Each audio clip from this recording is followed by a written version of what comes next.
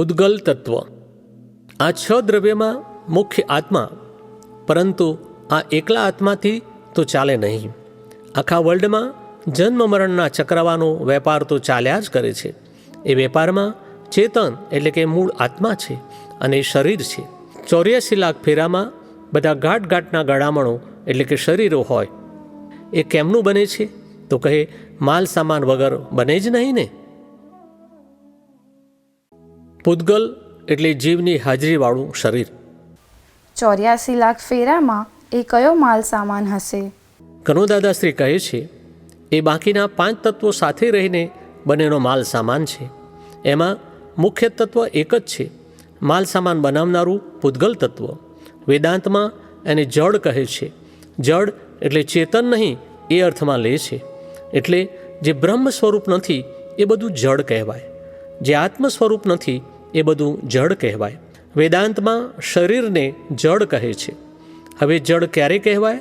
કે ચેતનની હાજરી ના હોય તો. સમજો કે આ લાકડાની ફ્રેમ બનાવેલી છે તો એને જડ કહી શકો, પરંતુ આ જ લાકડું જ્યારે વૃક્ષમાં હતું ત્યારે એને જડ ના કહેવાય. એ હાજરી હતી ચેતનની. ચેતનની હાજરી વગરનો મેટરનો ભાગ બાકી રહ્યો એને જડ કહી શકાય. એ પણ ક્યારે?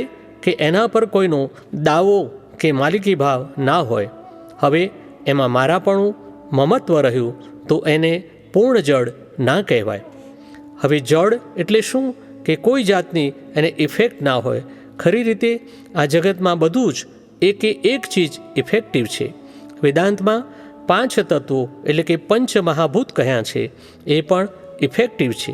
પણ જડની ભાષા બધાને સમજાય નહીં, એટલે એને વિતરાગોની ભાષામાં અને શાસ્ત્રોની ભાષામાં પૂતગલ કહે છે. પૂતગલ એટલે શું? કે જેમાં જીવ છે એ ભાગ, બીજો નહીં. પૂતગલ એટલે જીવની હાજરીવાળું શરીર. આ ગ્લાસને પૂતગલ ના કહેવાય. આ ટેબલ એ મનુષ્યનું બનાવેલું છે, એ પૂતગલ ના કહેવાય. પૂતગલ એટલે અંદર આત્મતત્વ હોય ત્યારે જ, નહીં તો ના હોય. એટલે જડ 2 પ્રકારના, એક અસલ સ્વાભાવિક પરમાણુઓ એટલે કે વિશ્રસા, અને બીજું પૂતગલને કારણે પૂતગલના પરમાણુઓ.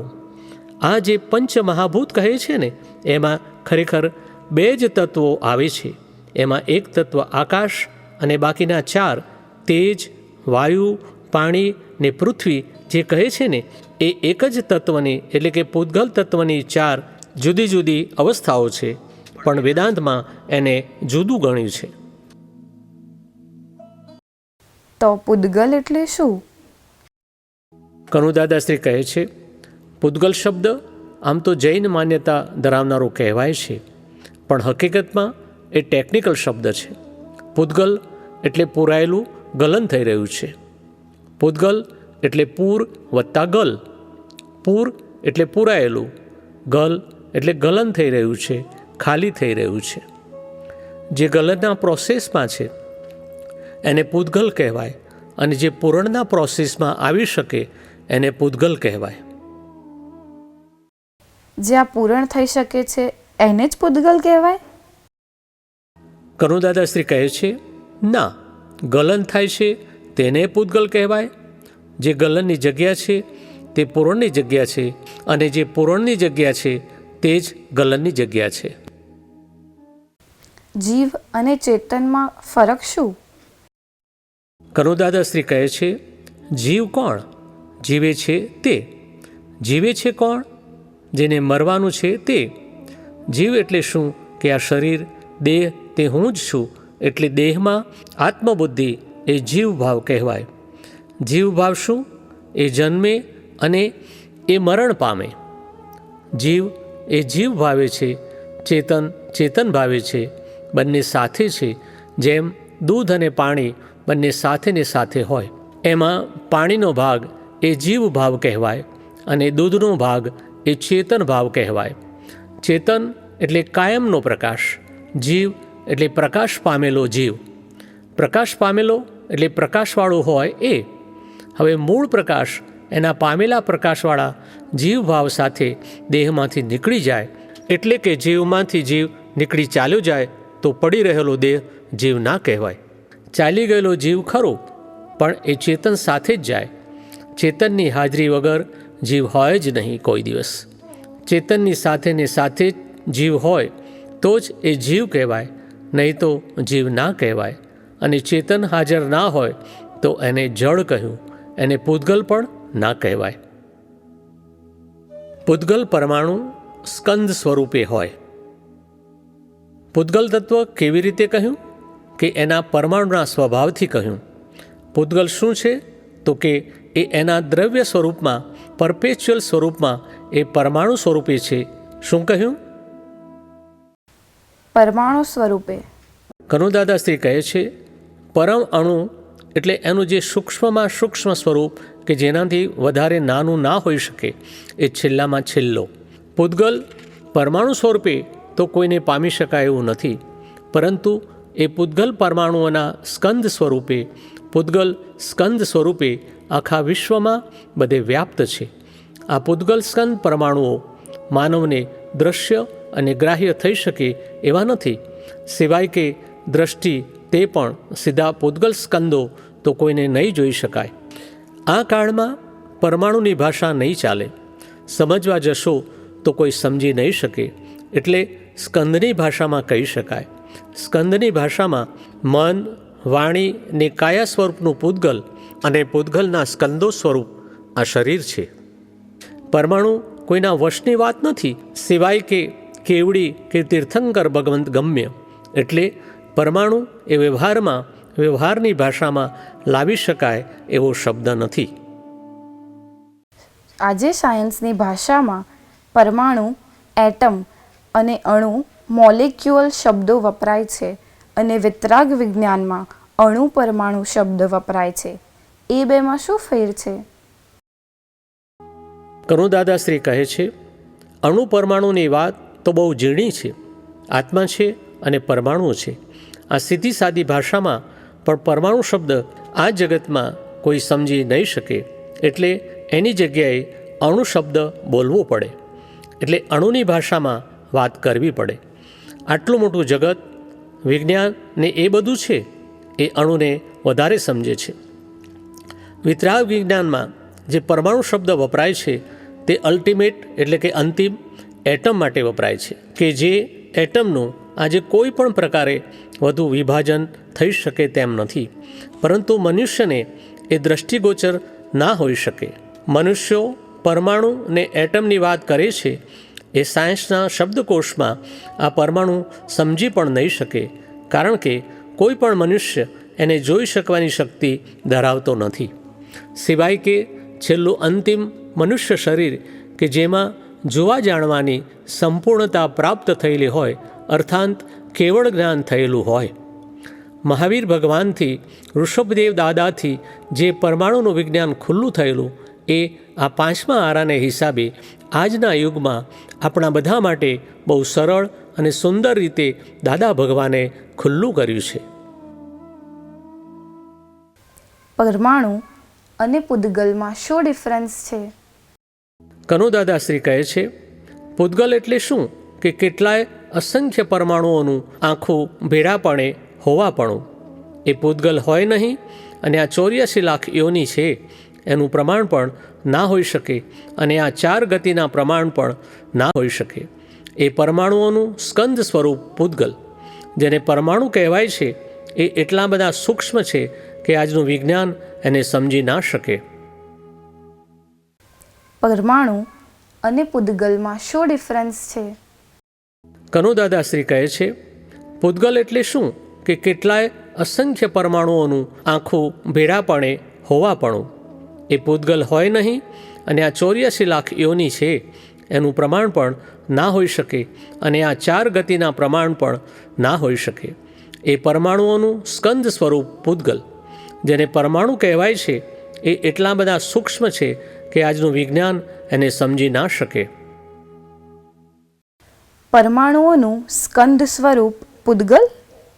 કનુદાદાશ્રી કહે છે, પૂતગલ સક્રિય છે. પરમાણુ એ પરમાણુ સક્રિય છે, અને સક્રિયતાને કારણે જ સ્કંદો છે.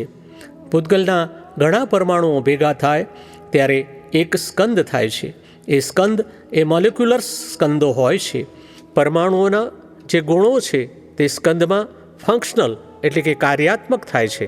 ફંક્શનલ સ્વરૂપે આવે છે એટલે કે એ સ્કંદમાં રૂપ, રસ, સ્પર્શ અને ગંધ સ્વરૂપે એ આખા બેઝિકલી મોલિક્યુલર સ્ટ્રક્ચરથી આવે છે. એટલે રૂપ, રસ, સ્પર્શ અને ગંધવાળા બધા પાર વગરના દરેકના સ્કંદો એ પૂતગલ પરમાણુના ગુણોવાળા એવા બધા સ્કંદો છે. પૂતગલ પરમાણુઓ એના ગુણો સાથે હોય. દાદાજી, પૂતગલ પરમાણુઓના ગુણો થોડા વિસ્તારથી સમજાવો ને. કનુ દાદાશ્રી કહે છે, રૂપ, રસ, સ્પર્શ અને ગંધ એ પૂતગલ પરમાણુઓના મૂળભૂત ગુણો છે.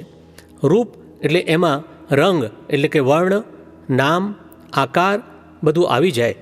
6 જાતના રસ છે: કડવો, તીખો, તુરો, ખાટો, ખારો, ગળ્યો.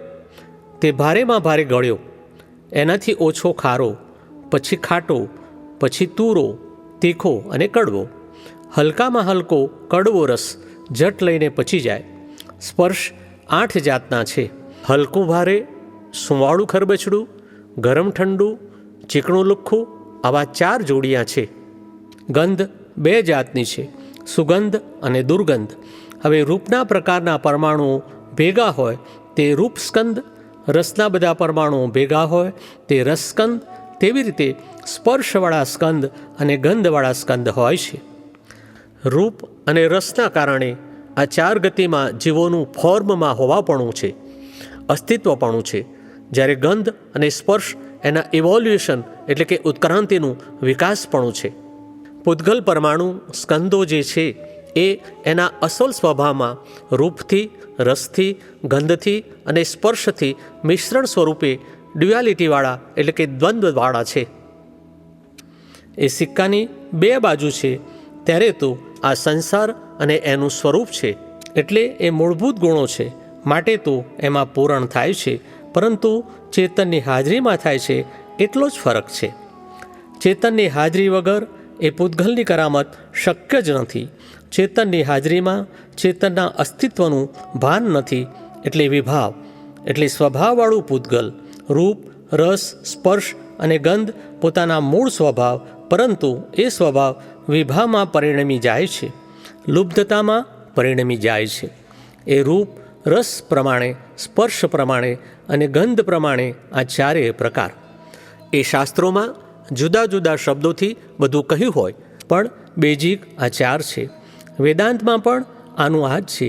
એને તન્માત્રાઓ કહે છે. 5 તન્માત્રાઓ છે. એવા 5 મહાભૂતો છે: પૃથ્વી, પાણી, આકાશ, વાયુ અને તેજ. હવે 5 તન્માત્રાઓ કેવી રીતે પરિણમે? તો કહે રૂપ, રસ, સ્પર્શ અને ગંધ એને દ્વિગુણોમાં પરિણમે. એટલે એનો મૂળ સ્વભાવ ના રહે, 2 ભરમો સ્વભાવ થઈ જાય. સંયોગ થયો ને અંદર, એટલે પછી મૂળ સ્વભાવ ના રહ્યો. આ સારા એ જગતમાં, વિશ્વમાં 4 ગતિમાં પૌદ્ગલિક શરીર હોવા માટે ઘણા બધા વિશ્રસા એટલે કે શુદ્ધ પરમાણુઓ છે. જે પ્રકારે શરીર હોય તે બધા પ્રકારે એ શરીર પ્રમાણે પરિણમવા માટે આયુષ્ય કર્મ દરમિયાન એક સ્કંદ સ્વરૂપ થઈ જાય છે. દાદાજી, સ્કંદ સ્વરૂપ એટલે એ કેવું સ્વરૂપ? કનુ દાદાશ્રી કહે છે, સ્કંદ સ્વરૂપ એટલે ઘણા બધા પરમાણુઓ ભેગા થઈને એનો જથ્થો બને તે. જે આ ન્યુક્લિયર સાયન્સમાં એલિમેન્ટ્સનું ફોર્મેશન કહે છે એ. બેઝિક મૂળ 2 H અને 1 O ભેગા કરે ત્યારે H2O થાય, એ એવી વાત છે. પરિણમી જ જાય. જળકાય જીવ એના સ્વરૂપમાં, એ જળકાય જીવના બોડી સ્વરૂપ પરિણમવા માટે આજે એવી રીતે પરિણમે નહીં ત્યાં સુધી જળકાય બોડી પ્રાપ્ત ન થાય. મનુષ્યકાય બોડી પ્રાપ્ત થવા માટે એ એવી રીતે હોય નહીં ત્યાં સુધી એ મનુષ્યકાય સ્વરૂપનું બોડી પરિણમી શકે નહીં કે જેમાં આ 4 સાથે હોય: રૂપ, રસ, સ્પર્શ અને ગંધ. પૂતગલનું ક્રિયાશીલપણું. આ પૂતગલનું ક્રિયાશીલપણું સમજાવો ને દાદાજી. કનુ દાદાશ્રી કહે છે, કોઈ પણ દ્રવ્ય એ ક્રિયા વગર હોઈ શકે જ નહીં. ક્રિયા એટલે શું? તો કે અવસ્થાંતરપણું દ્રવ્યના ગુણોનું. અવસ્થાંતરપણું એ અવસ્થામાંથી અવસ્થા પરિણમતી જાય તે. કોઈ પણ દ્રવ્ય એટલે કે તત્વ પોતાના ગુણોએ કરીને પરિણમે નહીં ત્યાં સુધી એ દ્રવ્ય સ્વરૂપ હોઈ શકે જ નહીં. દ્રવ્ય એટલે સ્વભાવમાં દ્રવવું, સ્વભાવ એટલે ગુણો સ્વરૂપે હોવાપણું.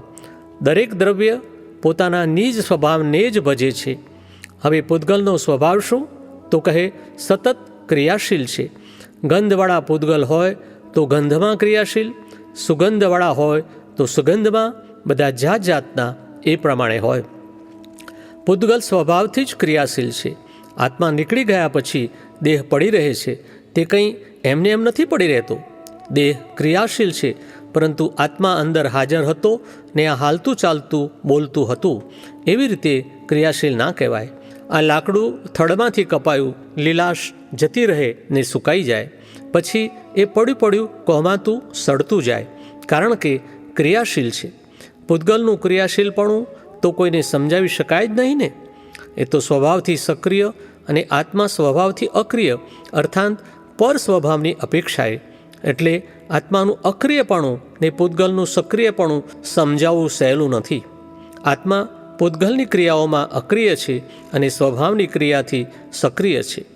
જડ પાસે ચેતનની ક્રિયા ના હોય અને ચેતન પાસે જડની ક્રિયા ના હોય, આ સનાતન સિદ્ધાંત છે.